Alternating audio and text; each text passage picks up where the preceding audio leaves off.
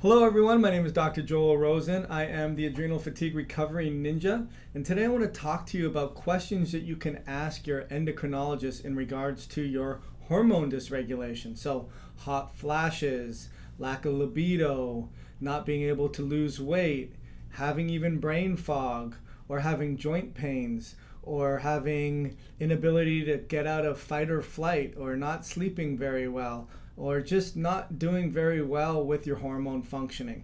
And you know what I mean by that. You know that you're cold or you're hot or you're cold or you're just not losing weight. There's no oomph. There's no get up and go and drive and motivation. So these are the questions that I want you to think about. But first, I want to discuss three different models when it comes to looking at the endocrine system. The first one is the conventional hormone model. So these are the synthetics. These are the Premarin and the Provera and the levothyroxine. And it's really just about giving you more of a support, assuming that the gland is not working very well, and we just want to give you more support. That's the old conventional hormone model. Then you have the bioidentical. Is it low? Is it high? What can we do? And then maybe we'll just give you, if it's deficient and you have low labs, then we'll give you bioidenticals. So, or if it's not deficient and we just want to get you to your youthful levels, we'll give you more so that you can stay at the top of the curve. And that may be okay in the beginning, but then all of a sudden 5, 10, 15, 20 years, it's not working the same way that it used to. And you're wondering, is this doing more damage than not? So there's the functional medicine approach. And this is where you got to ask these important 6 questions. So the first question is, does your body even need support for the hormone production? Meaning, is it a primary glandular problem? Is the thyroid not working? Is the adrenal glands not working? Are the ovaries and female reproductive or the gonads, are they not working? And you know what's ironic is with an adrenal fatigue problem, the doctors are going to be the first ones to say there's no such thing as adrenal fatigue. We do an ACTH stimulation test and we give the gland some messages to release, and it works. But yet in their model, what they'll do is they'll give you support for a gland that's already working. It doesn't make sense. So is it actually not working? Is it a primary problem, or maybe is it a secondary problem? If it's a secondary problem, maybe the pituitary is running ragged. Maybe the pituitary is in wind up. Maybe there's too much cytokines from infections or blood sugar and insulin or other hormonal things that are disrupting the problem with the pituitary.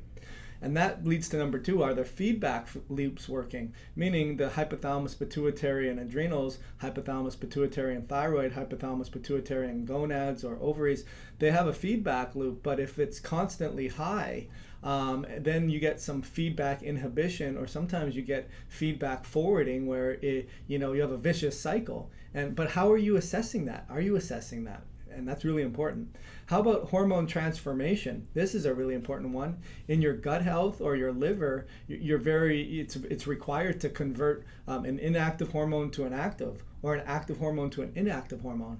And if the gut health and liver health are not doing a good job because of environmental toxins, microbial overgrowth, fatty liver, and these are epidemics. And how is that impacting everything?